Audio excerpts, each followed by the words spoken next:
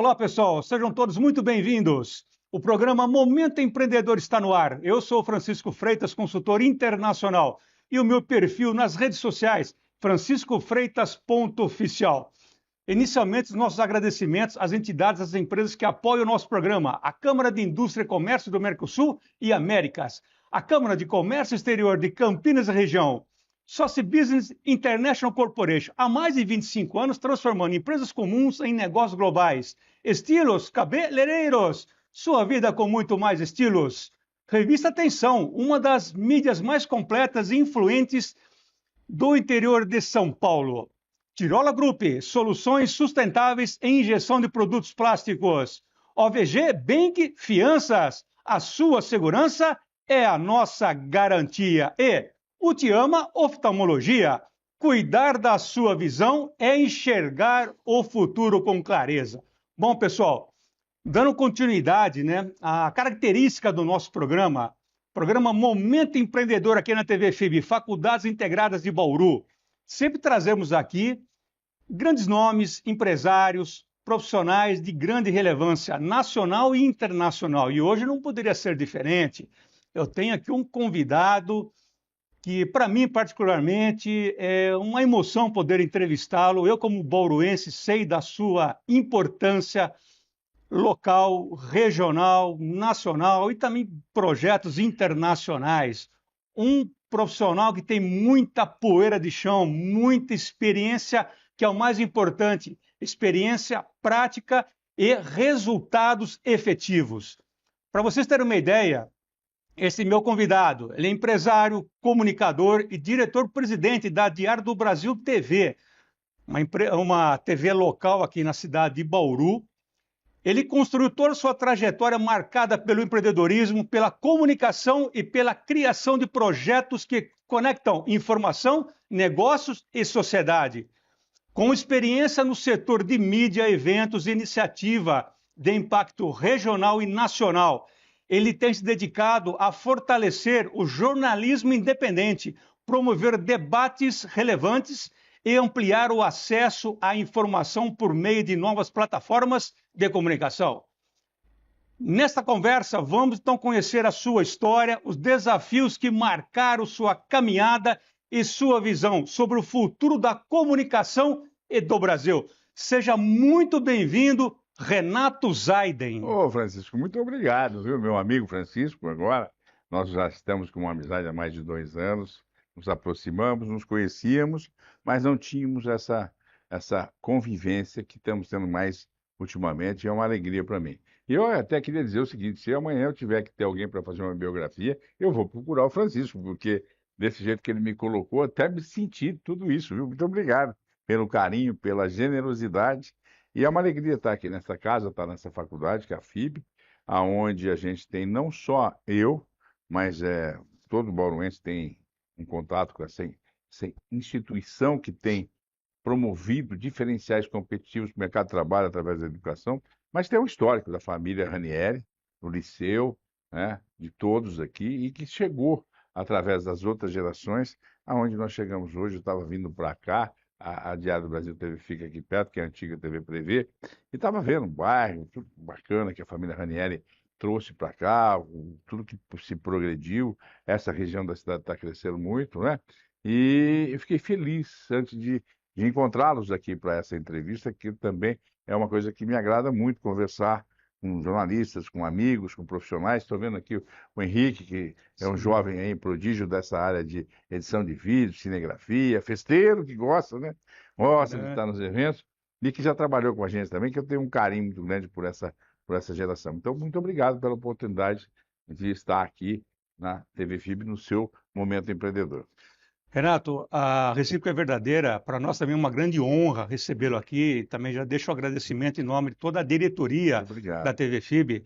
Eu fiz questão realmente de valorizar ao máximo essa abertura para ficar ao nível da importância, né, que eu, como bauruense, sei, né, a importância que você tem para Bauru e região, por tudo que você já desenvolveu e continua desenvolvendo. Então, Renato, para começarmos, né?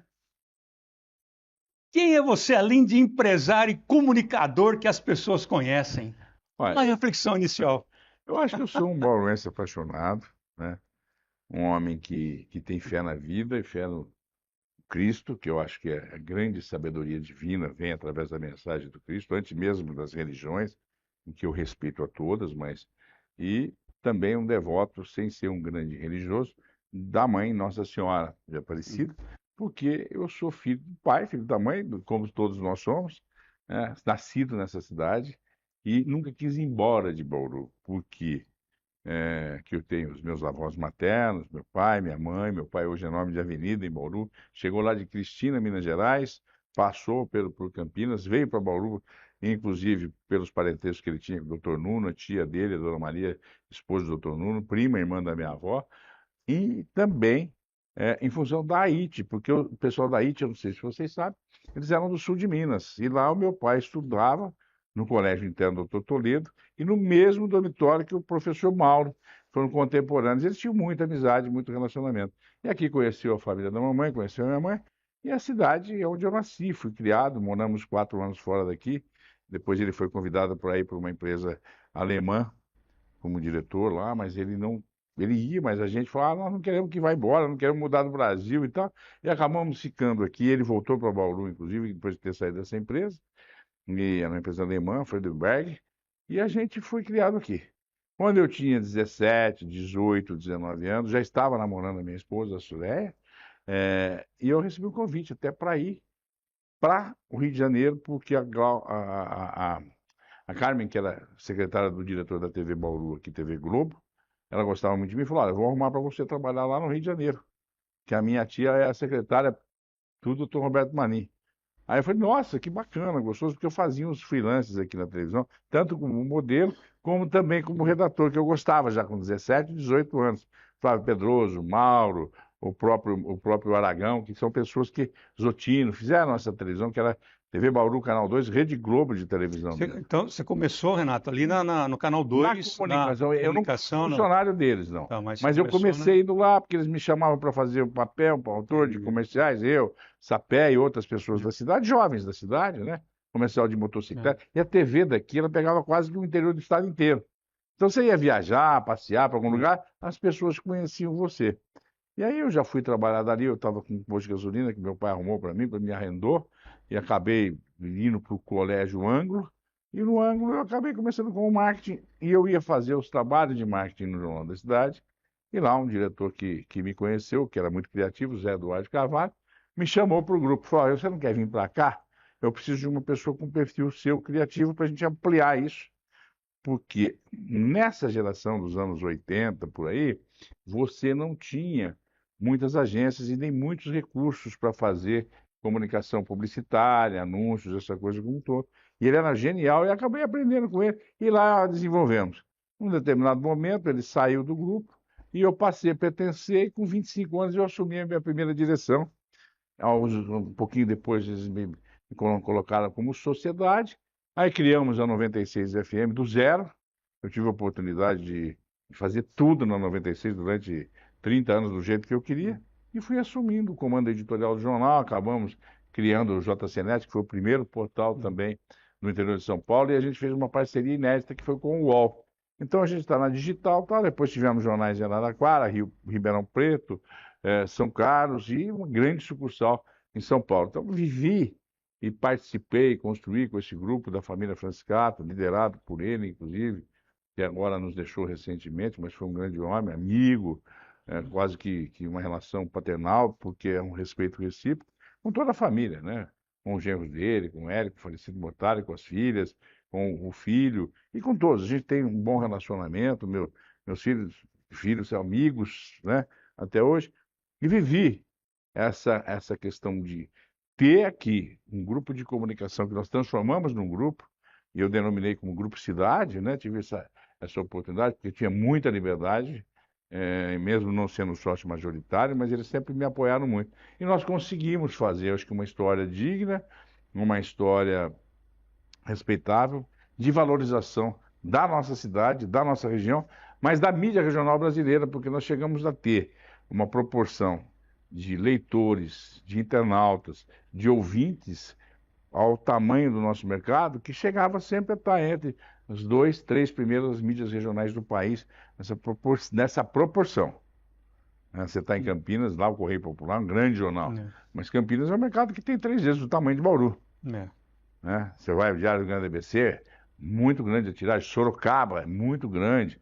Cruzeiro lá. Mas são cidades com 700, com 1 milhão de habitantes, 1,5 milhão. Bauru hoje está próximo dos 400 mil habitantes. Então a gente teve essa peso-potência que a gente diz, né? Muito isso. Então acho que resume-se bastante essa questão. Assumir cargos e funções que depois eu posso contar, em termos de liderança, presidência da associação. Fui eleito presidente do Conselho de Comunicação do Governo do Estado pelos meus pares, pelo pessoal da ABA, que é a Associação Brasileira de Anunciantes, a Associação Brasileira de Agências de Propaganda, que é a ABAP, Associação de Rádio e Televisão do Brasil, e eles, dentro do conselho, que não ganhava nada, hein, gente? Nem o cafezinho a gente tinha que tomar lá fora, às vezes um cafezinho ali na cantina, porque a gente tinha uma colaboração gratuita para falar da comunicação com o governo, para fazer críticas, fazer análise e ajudar a direcionar, né, essa conexão pública do Estado com o cidadão. Então, tive essa honra de ter sido eleito, fiquei por 4 anos dentro da presidência desse conselho e sou presidente da Associação Paulista de Portais e Jornais. E daqui a pouco eu te conto da televisão. O primeiro debate único da história desse país, fora de uma capital, foi feito aqui com a gente. Exatamente. Então, acho que mais ou menos é isso, né? Gosto da nossa cidade, Bauru é o coração de São Paulo, capital do centro do estado, apaixonante. Eu acho que você pode fazer uma carreira aqui de médico, de engenheiro, de publicitário, de jornalista, de empresário, porque você não precisa estar numa cidade com 10 milhões de habitantes. Aliás, quanto maior a cidade, menor é o cidadão. Eu acho que é bom que Bauru cresça, mas que as cidades no entorno também tenham um crescimento regional vocacionado, onde todos possam ter presença de cidadania, com dignidade. Como bauruense, né, Renato? Todos os assuntos relacionados à área da comunicação, sempre o seu nome estava ali, vamos dizer assim, sendo comentado nos projetos, enfim, você estava sempre, né, aí, integrado com tudo que estava acontecendo em Bauru e região. E pegando assim, vamos dizer, essa linha de raciocínio, Renato, então houve algum momento decisivo que mudou assim o rumo da sua carreira, vamos dizer, que você estava numa situação, de repente aconteceu você estava no lugar certo, na hora certa, vamos dizer assim, que trilhou você para essa área da comunicação e sendo esse sucesso, né, que você alcançou na sua vida profissional. Teve algum momento assim que teve vários, são vários. Eu sempre gostei intuitivamente dessa área de comunicação, de conversa. Meu pai sempre foi um excelente orador, minha mãe falava muito bem. E a gente conversava muito, porque eu fui criado numa família onde o diálogo prevalecia. Né? Gosto de música, tomei conta da fanfarra do meu colégio, sem saber assobiar. Coloquei mulher na fanfarra, do Ernesto Monte. É um caso interessante. Eu não tenho ritmo, não sei assobiar, faço letra de música, depois os músicos põem na métrica. E aí eu estava lá no Ernesto Monte, eu era muito amigo do professor que tomava conta da fanfarra, tinha lá meus 15 para 16 anos, e ele foi chamado por uma grande, conseguiu passar num negócio, queria ir embora do Brasil. Ele chegou para mim e falou: diretor, eu estou deixando a chave da fanfarra com o Renatinho, porque ele não sabe nada de música, mas ele é bom para comandar. E aí eu comecei a viver na fanfarra, o Ernesto Monte, mudei, e coloquei mulher na fanfarra. Nisso entrou a Suleia, também como uma das meninas, e a gente começou a namorar. Ali. E casamos 10 anos depois, e estamos casados até hoje, graças a Deus. Mas foi essa questão da fanfarra, da música, que eu não sei realmente nada, mas eu já fiz muitas letras de música e de jingle. Mas eu tenho amigos músicos que colocam na métrica e fazem a sonorização. Então eu comecei a perceber que eu era um cara meio atrevido para essas coisas. Né? Aí tinha que fazer um discurso, uma apresentação lá no colégio, não sei. Renato, você fala? Eu falei, eu fui falar. E aí você foi se descobrindo. Mas a primeira vez eu quero contar para vocês, porque eles falam muito. Meu problema não é falar, é falar muito. Eu tenho que falar menos. Mas eu fui fazer uma apresentação, eu decorei aquilo, e eu comecei a falar. Quando chegou na metade, eu não respirava, eu quase perdi o fôlego para chegar ali, né? Aí esse meu diretor falou assim: deixa eu ensinar uma coisa para você. Quando você for falar, fazer uma palestra, você olha para todo mundo lá e faz de conta que não tem ninguém ali. Ou senão você vai pensar o seguinte: eles são igualzinhos a mim. Eles ficam no sofá, na cadeira, vão até no banheiro. E aí você vai perder o medo. E outra, fale o que você quer falar. E depois que você falar o que você quer falar, uma vez, duas vezes, 10 vezes, com o tempo, aí você vai aprendendo a falar para grandes públicos e falar bonito. Eu nunca aprendi, estou aprendendo ainda. Mas essa coisa interessante, olha como ele me colocou. Quando você vai dirigir um automóvel, primeira vez você vai sentar, autoescola, arruma o cinto no banco, mexe no câmbio, na embreagem. Todo um checklist ali. Sai ali, e engasga o carro, afoga o carro. Depois você tira a carteira, daqui a pouco você está ouvindo música, tá? Faz a curva, não lembra nem onde você passou com o braço só, e você nem percebe. E o falar deu isso. E essa questão do falar, essa questão de me posicionar, ela acabou, acho que, me direcionando. Eu fui fazer faculdade de Direito, fazer faculdade de Comunicação, depois eu fiz rádio e TV, mas o meu barato mesmo não era. A faculdade de Direito, quando chegou no terceiro termo, eu falei, não, processo penal, processo civil não é para mim. Eu gostava das áreas de Sociologia, Filosofia, né, de Introdução ao Estudo do Direito, Direito Constitucional, Direito Civil, que eram matérias amplas, que tinham muito essa questão de comportamento, né? De relações humanas, as relações jurídicas. Quando começa a entrar naquela coisa chata, aí eu fazia. Fui diretor do diretório acadêmico, fazia eventos, fazia festa, comecei fazendo muito evento, ainda no ângulo, e eu acho que essas coisas foram me encaminhando até o convite do Zé Eduardo Carvalho, e depois o acolhimento do Franciscato e de toda a família, que me deram carta branca para a gente transformar do ponto de vista do jornalismo, do marketing, da publicidade. Eu só não era administrador financeiro, acho que quem tinha muita essa competência sempre foi o Érico Braga, que é um grande empresário, presidente do grupo hoje, mas eu tinha liberdade e apoio deles. Então, com esse apoio, a independência editorial do jornal, o Franciscato saiu da política, e eu falei para ele, eu gostaria que o senhor ficasse fora da política, porque o senhor é uma pessoa que é uma grande liderança, e o governo está mudando, e o senhor não vai ter as mesmas conexões que o senhor tinha. Eu acho que o senhor é mais importante para a gente hoje, fora da política, do que da política partidária.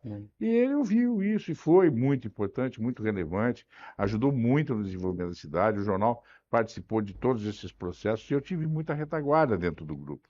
Então, acho que isso veio dessa criação, de muito diálogo, facilidade para escrever, para falar, né? E esses acontecimentos que a gente sabe que estão acima da nossa vontade, mas que pode ser determinante. Não teve um fato em si, mas acho que essa conjugação de fatos, E aí, Renato, pegando um gancho na sua fala, nós sabemos que toda essa trajetória ela é composta, né, de inúmeros desafios. Muitos. Muitos.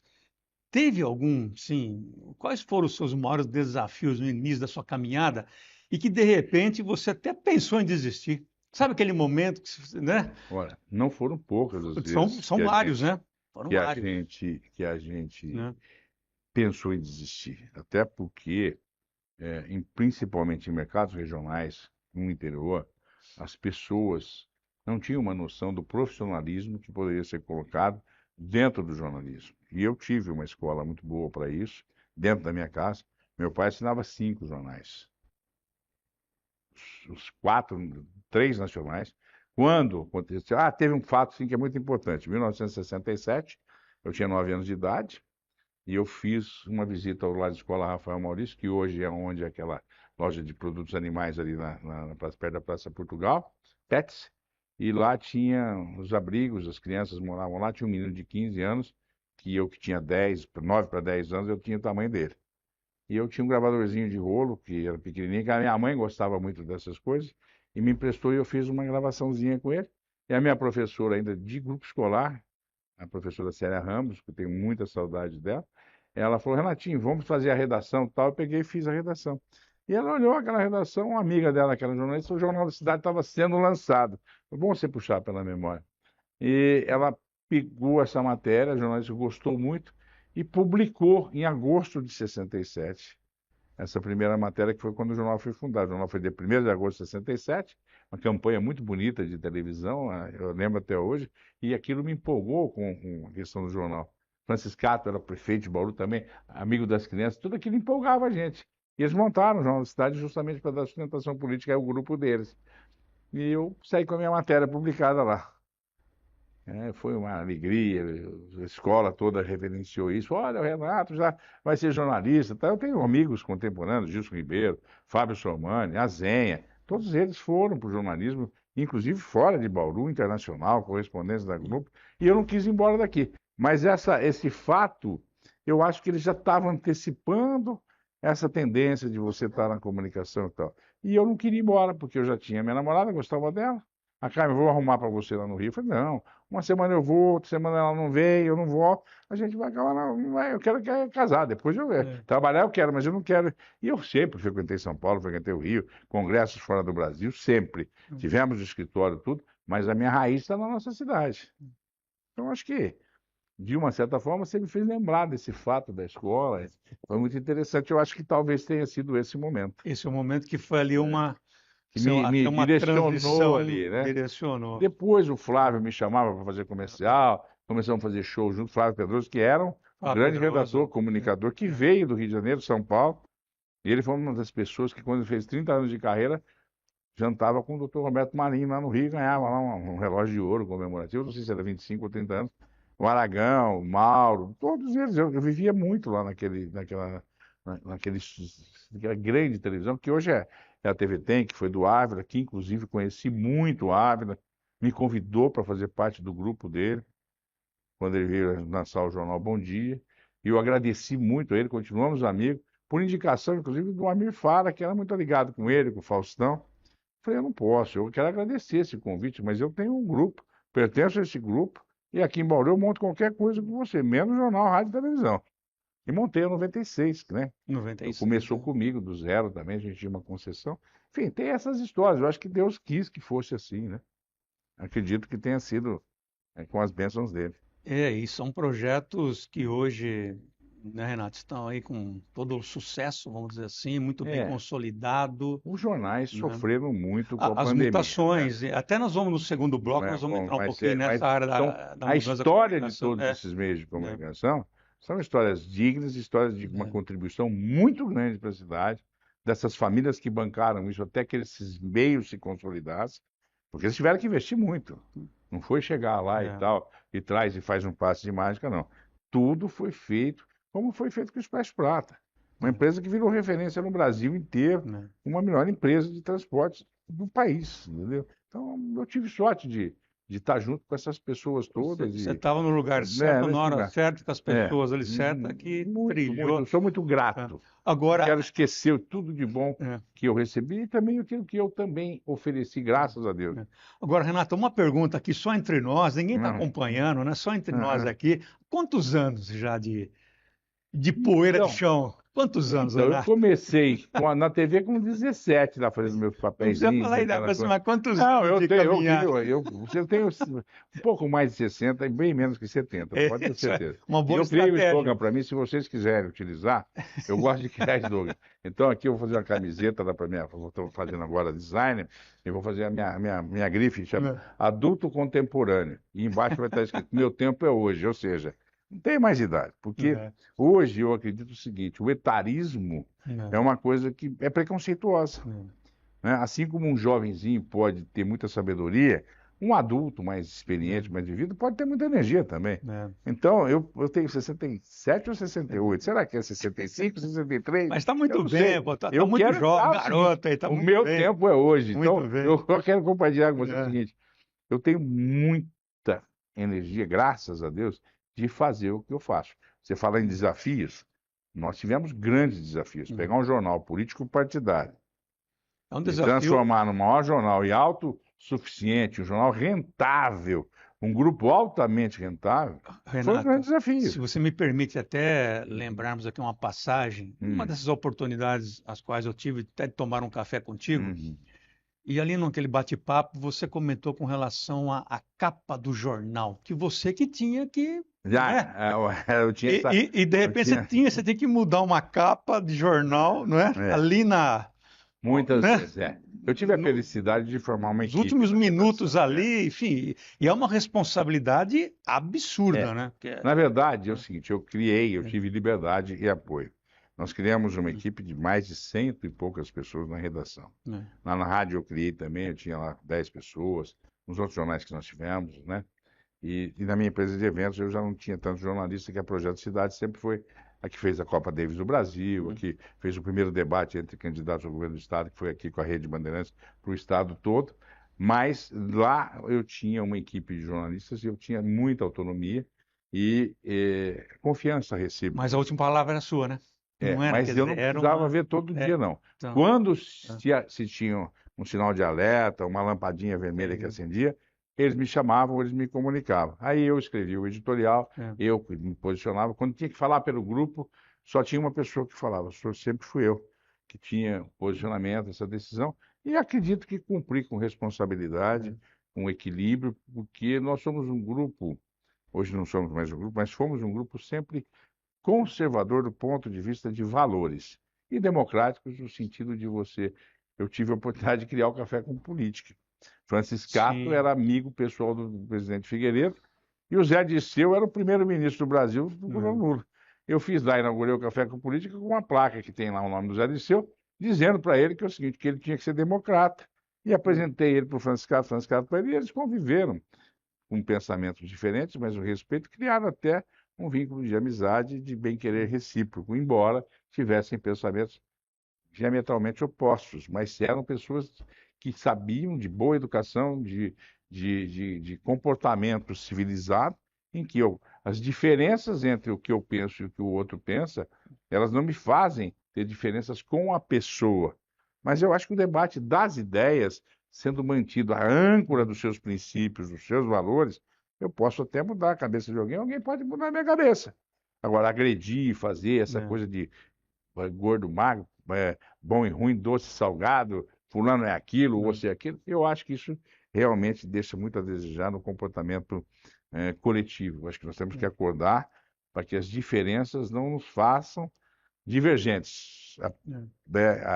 Até divergentes, tudo bem, não nos faça agressivos um com os outros. Né? As divergências são importantes até para um amadurecimento. Mas né? tivemos episódios fantásticos de editoriais, e eu tenho muita felicidade, graças a Deus, de ter tido iluminação para nunca ter tido, não ter causado um dano moral, um dano à reputação de qualquer pessoa que fosse, mesmo quando a gente estava fazendo graves denúncias, jornalismos investigativos, que caçaram pessoas públicas, que mandaram inclusive para processos que terminaram em condenação e prisão, mas a gente dormia em paz porque a gente sabia que a gente não ultrapassava o limite da ética, o limite do humanismo. E toda essa trajetória, né, Renato, aí, vamos dizer assim, em torno de uns 40 anos, umas 4 décadas mais ou menos. Uns 40 anos. Uns 40 anos, eu Renato. continuo hoje, né, fazendo a mesma coisa.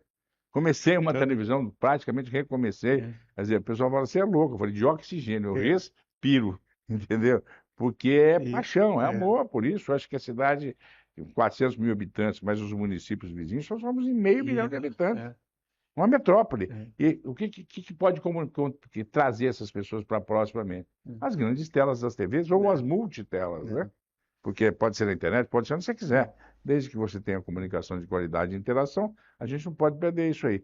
E nesse momento também de fazer tudo isso, tem hora que você fala assim, meu Deus, como é difícil, como é desafiador. Mas aí que você tem que ter a fé e acreditar. Mas você tem muita poeira de chão, muita experiência prática, né? Renato, preciso pedir licença para você também, para a nossa audiência, a qual agradeço. Muito obrigado pela sua presença e participação. Eu preciso chamar aqui o nosso break, é muito rápido e já retornamos. Pessoal, estamos aqui hoje recebendo o empresário Renato Zaider. Quando o convidado é bom, vocês observam que a conversa flui. Então, pessoal, fiquem ligados, vamos para um rápido intervalo e já retornamos.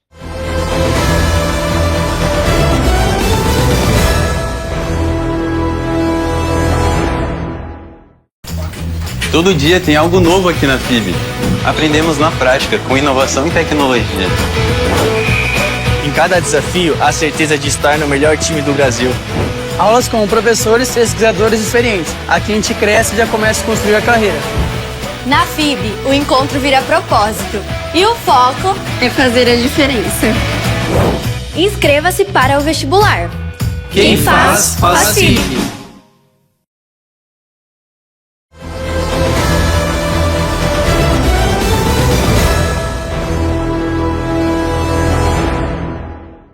Olá, pessoal. Estamos retornando com o programa Momento Empreendedor aqui na TV FIB, Faculdades Integradas de Bauru. E hoje estamos aqui Então, nesse bate-papo de muita aprendizagem com o empresário Renato Zaiden.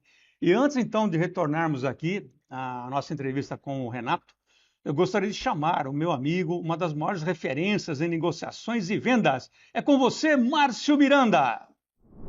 Imagine que você entra numa loja para comprar tinta. Você quer pintar a sua casa. Você dá uma olhada geral e você vê duas tintas. Uma custa R$ 129 e a outra R$ 219. Eu pergunto, você prefere pagar R$ 129 ou R$ 219 numa tinta? Este é o raciocínio errado. A pergunta certa é a seguinte: qual delas faz você gastar menos no final? Veja só a comparação. Aquela tinta baratinha, ela precisa de 3 demãos, ela precisa de mais retrabalho, ela desbota antes, ela descasca. Aquela tinta premium, um pouquinho mais cara, ela com uma demão está ótima. Ela tem uma melhor cobertura, ela é mais fácil de usar, ela dura mais. E se aquele pintor que você contratou para dar só uma demão extra custa R$ 750 de mão de obra, a tinta barata ficou mais cara só nessa conta simples. As empresas não compram preço, as empresas fazem investimento.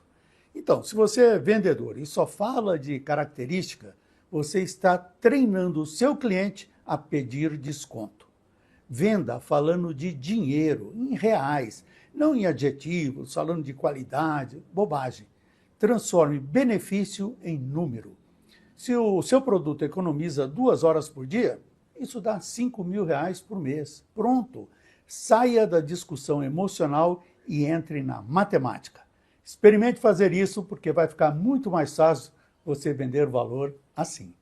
Muito obrigado, Márcio, sempre com dicas importantíssimas para que você possa negociar melhor com assertividade e, portanto, com lucratividade. Bom, retornando então aqui, agora esse bate-papo, né, com o empresário Renato Zaiden. E nada melhor do que nós ouvirmos a opinião, a voz da experiência. O Renato, ele tem resultados inquestionáveis no campo prático. E nós, né, Renato, nós somos da mesma geração, né? Uhum. Vivenciamos toda Adultos a parte... contemporâneos. Contemporâneos. Contemporâneos. É. Vivenciamos, né, toda a parte, vamos dizer assim, o mundo analógico. E você vivenciou a comunicação, né, toda analógica. E agora você também está vivenciando toda essa comunicação na área digital. Então, é uma oportunidade muito boa de ouvi-lo, né? Então, Renato, como que você avalia o cenário atual da comunicação no Brasil? E já estendendo um pouquinho mais, até mesmo o papel do jornalismo independente atualmente, Renato. Ó, eu acho que é Então. muito desafiador, mas eu acredito o seguinte: por mais que você tenha as evoluções das tecnologias, eu sempre procuro olhar para as tecnologias com admiração, com respeito e procurando entender aonde elas podem nos prejudicar e aonde elas podem nos ajudar. Mas elas são tecnologia, ou seja, elas não são mais do que tecnologia. O futuro será, como tem lá o Kotler, o Peter Drucker, o discípulo do Peter Drucker, será humano, é o H, né? Eu acredito muito nessa questão do futuro humano e eu procuro ter uma distância de respeito, porque eu vi a tecnologia ajudar o crescimento dos jornais infinitamente, que quando você teve o primeiro jornal em offset do interior foi o JC. E você, para poder fazer jornal antigamente, fazia com chumbo, com aquela coisa toda, clichê. O Jornal da Cidade, quando eu era criança, ele já foi offset. Quando eu entrei lá, você tinha que, para fazer textos de publicidade, mandar para um computador que custava US$150 mil cada um, para fazer letras em papel Kodak fotográfico, tinha do corpo 8 a 80, tinha 4 fontes de letra, um disco óptico, e as agências ou os publicitários pediam aquilo no lápis escrito para a gente digitar, depois revelava e eles faziam tipo letra 7, que é colar os anúncios. A dificuldade era muito grande. E o primeiro computador 286 de Bauru, com memória de não sei quantos megas e PostScript, que eles falavam, com impressora, que fazia do corpo 8 a 800, expandia, virava, intercedia. Eu chorei quando eu vi e comprei o primeiro do interior de São Paulo, que eu tive notícia com, acho que foi a IBM, eu não lembro quem que foi aquilo lá, e aquilo revolucionou, porque cresceu demais, porque todo mundo tinha sua house de agência, todo cara que fazia design podia fazer anúncio de jornal, então estourou, para você ter uma ideia, olha que interessante. O jornal chegou a ter 130 páginas no final de semana, 140 páginas e sendo 60%, 70% de anúncios. Eu tinha caderno de classificado no sábado e caderno de classificado no domingo.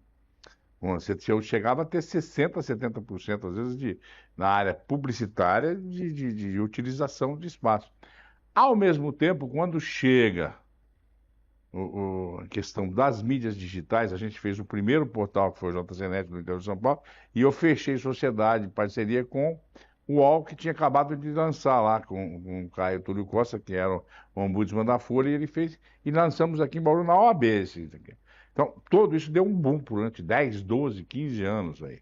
Quando as mídias digitais trouxeram a rede social, o Facebook e os outros todos aí, é que começou o esvaziamento da relevância do jornalismo perante a grande massa de consumo, porque todo mundo saiu da situação de receptor da mensagem para ser publicador.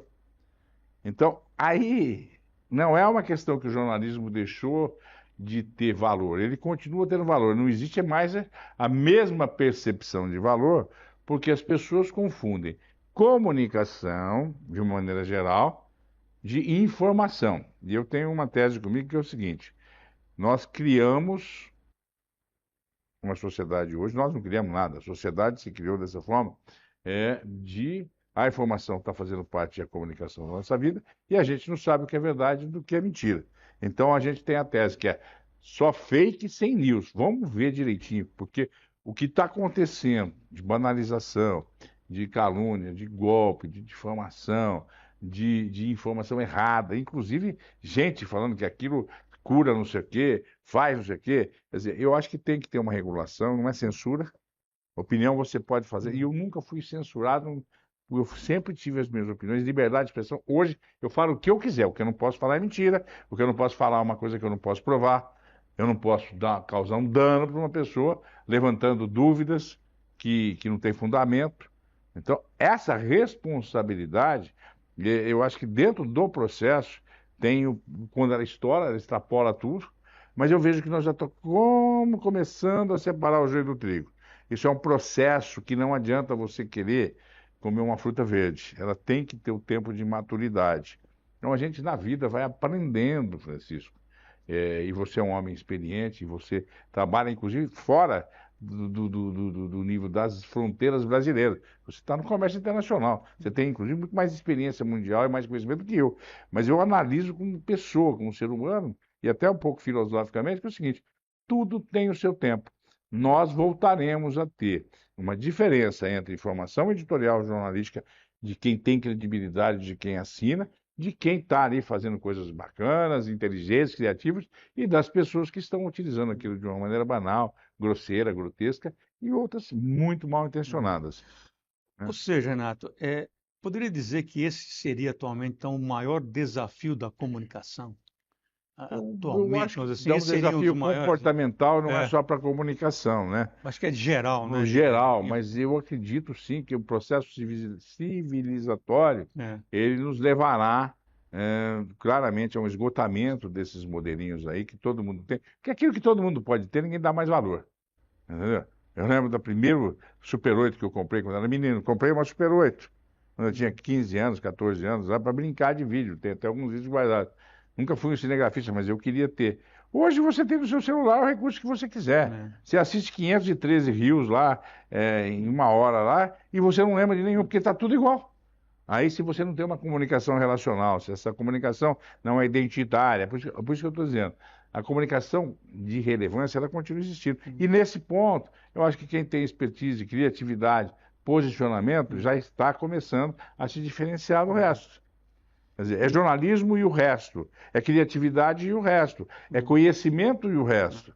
Então, aquilo que está aí jogando buzo, está aí, daqui a pouco está tudo, desculpa, sem nenhuma soberba, sem nada. Eu entendo que é o processo normal das coisas serem banalizadas. Antigamente o cara comia uma comida especial só de domingo. Hoje você tem que fazer regime porque você tem comida de todo jeito, bebida de todo jeito, e muita coisa que faz mal para a tua saúde, E você que acaba engordando, tendo que sedentário, tendo um monte de problema por causa disso. Quer dizer, hoje a questão não é consumir, é não consumir. Quer dizer, esses inversos aí, que é a sabedoria da vida. Agora, Renato, ouvindo você atentamente, né, isso nos remete assim, a uma reflexão. E nada melhor do que eu lhe fazer essa pergunta pela sua experiência. Então, como que você imagina o futuro da comunicação nos próximos anos? Porque a velocidade é absurda, né, Renato? Como que você imagina daqui a alguns anos a comunicação? É possível. Admirável mundo novo, né? É possível. Um admirável mundo novo. Você pega o Bauman lá, você pega outros grandes pensadores aí, esse que morreu, que é esqueci, o Domênico de Masi, né? Eu acho que é o seguinte, né? Tudo vai ficar tão fácil, tão acessível, e as tarefas banais, os robôs e os devices que você tem aí, vão fazer pra gente. Eu acho que o homem no futuro, ele tem dois caminhos, né? Ou ter futuro ou não ter futuro. E se ele tem futuro, eu acho que ele vai ser mais culto, vai ser mais bem informado, ele vai se dedicar a coisas que lhe dão satisfação, aprendizado, relacionamento humano, relacionamento com a natureza, relacionamento familiar, dedicação ao esporte, dedicação às artes, dedicação à música, dedicação ao plantio. Quer dizer, não será por uma questão de subsistência, será por uma questão de existência. Eu acho que isso é muito melhor. Eu acredito no Criador, acredito que ele é muito mais sábio do que nós, porque quando você vê o processo de uma abelha polinizando uma flor, ou um beija-flor, e você não tem como não acreditar que tem uma sabedoria, uma inteligência infinitamente maior que a gente, 360 graus, 3D, porque tem que ser dimensional, não é planisférico, né? Eu tinha até lançado lá no grupo antigamente, que o nosso projeto seria 3D, não é só 360 planisférico, é dimensional. Eu vejo com muita alegria, não sei se é a nossa geração, eu tenho filho, tenho netos já, mas eu acredito no processo evolutivo. E esse processo evolutivo vai fazer com que o homem e as demais formas de vida sejam cada vez mais nobres. E os devices, os gadgets, os robôs e tal, eles vão fazer as suas tarefas, que são absolutamente substituíveis ser substituído pelo robô. Mas eu acho que você pega um objeto de arte e você pega uma imagem postada por você percebe textura, você percebe alma, você percebe profundidade. Nós temos que desenvolver, acho que a sensibilidade. Isso vai ser o grande ativo da gente. Renato, ouvindo você, né, até pelo o timbre da sua voz, a forma de você se comunicar, você já com toda essa experiência, mas você se comporta e fala assim com aquela motivação como se estivesse começando hoje, né? Como se estivesse começando agora, esse momento, né? Então, esse viés empreendedor em você, ele é notório, né? Esse viés empreendedor. E eu sei que você, então, agora você tem um novo desafio, né? Mas pela sua competência, é a questão de time para as coisas lapidarem, vamos dizer assim, né? Porque aquele detalhe, quem faz uma vez, faz sempre, né? Vai só adequando conforme a época, vamos dizer assim, né? E as ferramentas. E você está começando um novo projeto, né? Que é a Diário do Brasil TV. Renato, comente algo a respeito sobre esse novo projeto. Olha, antes de falar a respeito do projeto, eu queria dizer, esse entusiasmo que eu estou... Né? Esse entusiasmo, né? Que eu tô, esse é o ela empreendedor. está sustentada muito mais na minha fé do que na minha razão. Porque é Deus que me sustenta, porque você tem que ter fé. Porque se eu pensasse direito, eu estaria hoje mais tranquilo, fazendo outras coisas. Mas tem a paixão, tem aquilo que você acredita e... Nós tínhamos uma boa relação com o professor Duda, falecido e saudoso professor Duda, Zé Luiz, do Prevê. E eu ainda estava no Grupo Cidade quando o Renato, meu filho, foi fazer uma consultoria para eles. Traz seu filho aqui, ele me entrevistou, ele poderia ajudar. E o Renato começou a ficar lá e nesse momento houve a minha saída do grupo por várias razões e foi uma saída, graças a Deus, respeitosa e tudo mais. Mas tinha acabado aquele tempo, né? E eu falei, bom, eu fiquei 1 ano na pandemia dentro de casa, emagreci, varria o quintal, arrumava as coisas, tinha um encontro dos vizinhos lá, e todo dia, mas a gente não ia tomar uma cerveja, nem lugar. Eu nem percebi que eu tinha emagrecido, devia ter aproveitado a pandemia, basicamente 1 ano pensando e tudo mais, e o Renato lá na TV. Aí acabamos nos empolgando, nos entusiasmando com essa possibilidade de fazer. Porque Bauru tem o primeiro canal de televisão do interior da América Latina, foi a TV Globo Bauru. Agora nós estamos fazendo o quê? A nova TV de Bauru.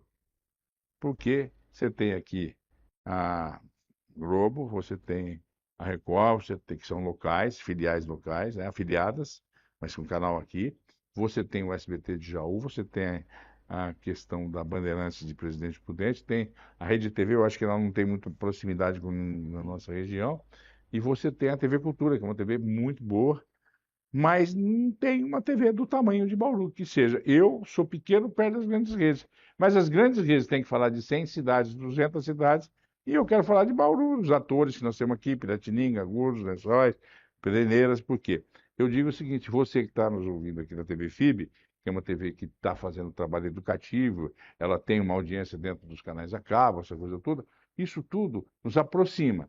Agora, a nossa TV também, a Diário do Brasil, tem esse objetivo, quer dizer, porque você é o artista principal do filme da sua vida e o roteirista também, isso é um trabalho que a gente acredita. Mas você também é o artista da nossa TV, porque quem são os artistas? Os 400 mil bauruenses são atores sociais e artistas da nossa televisão, e mais 100 mil, cento e poucos mil nessa nossa área de abrangência. E quando a gente for crescer, a gente não quer crescer muito, a gente quer multiplicar o modelo da Diário do Brasil TV para outras televisões regionais que podem ter essa mesma identidade. Então, aí eu brinco, cara, eu sou grande, né? Como que é assim? Falar, quantos artistas a Globo tem? Quantos artistas a Record tem? Eles devem ter bastante, né? E eu não contratei nenhum. Mas eu tenho só em Bauru 400 mil atores sociais. Quer dizer, a gente está querendo fazer o hiperlocalismo, essa identidade, porque tanto a televisão na tela grande, que é confortável, está voltando isso, viu? As pessoas querem assistir aquela coisa grande. O celular, o tablet, o seu desktop, não importa onde você consome a informação. A hora que você vê que a cidade tem as melhores redes do país de televisões de competência mundial. Eu não estou competindo com eles, pelo contrário, levo todos eles para entrevistar lá. Mas existe um espaço onde tem competência para que uma televisão multiplataformas, ela vai no cabo, ela vai no canal aberto, ela vai no streaming, vai aonde você quiser, a hora que você quiser, para fazer com que a cidade grande fique uma cidade humana, acolhedora, que todos tenham voz de vez, que todos tenham pertencimento. Então nós somos a Diário do Brasil TV, uma TV que gosta de gente, feita por gente que gosta de gente, que gosta de você. Esse é, me permita, o merchandising, porque é um posicionamento que a gente tem. E dentro desse posicionamento, a gente está buscando empresas que queiram. E as marcas que querem fazer a diferença, o cara vende no Brasil inteiro, mas de repente ele quer fazer um café com o produto dele falando de Bauru e das manhãs bauruenses. Ele não vai falar isso numa rede nacional que é muito caro.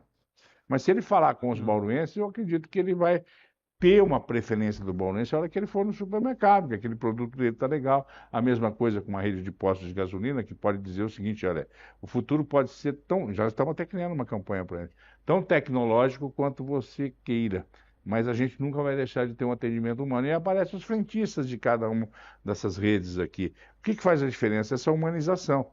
Então a gente está buscando exatamente aquilo que os outros podem fazer, muito maior que a gente, mas não pode fazer com essa proximidade, com essa intimidade que nós estamos fazendo. Então a gente não compete, a gente complementa.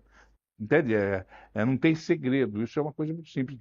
Eu gosto de gente, você gosta de gente, as pessoas gostam de gente, preciso, mesmo as que falam que não gostam, a gente quer ter pertencimento, e a gente quer abrir esses espaços.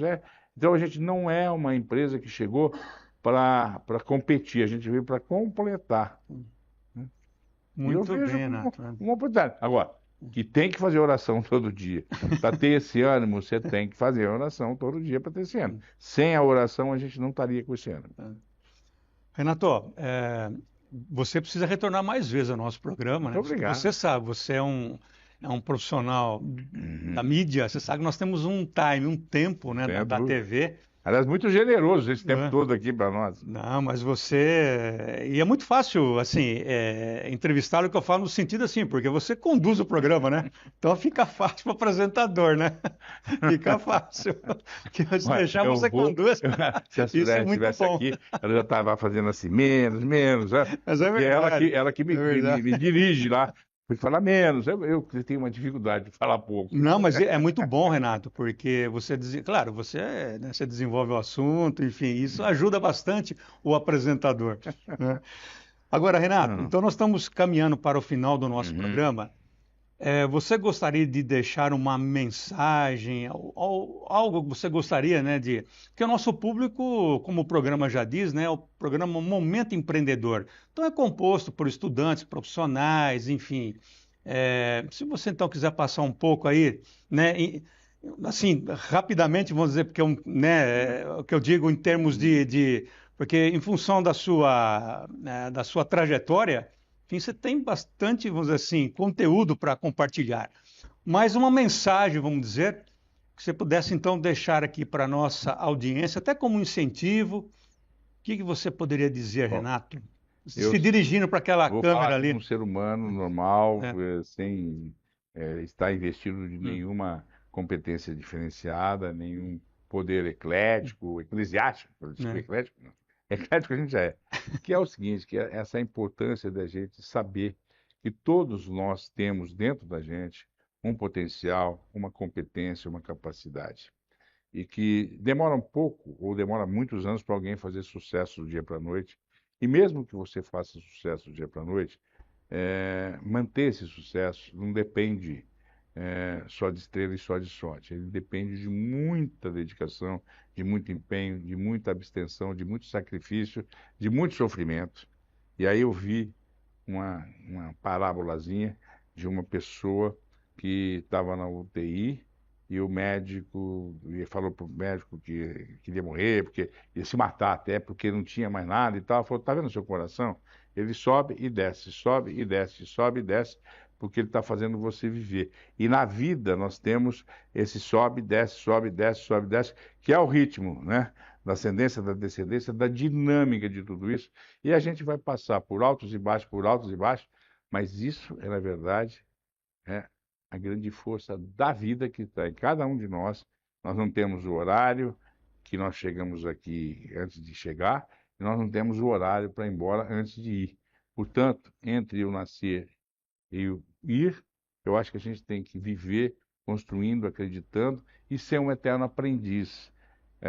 Ter fé, ter evolução interior e acreditar que você, a cada dia, tem um novo aprendizado e seguir em frente com esse coração valente. Muito bem, Renato.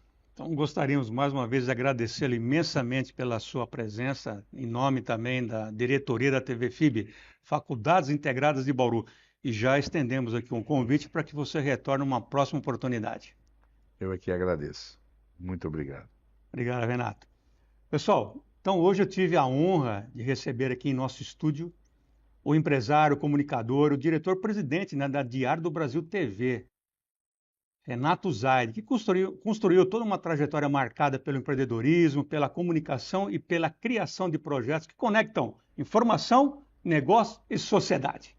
E para você que nos acompanhou até esse momento, nosso muito obrigado e até o próximo programa.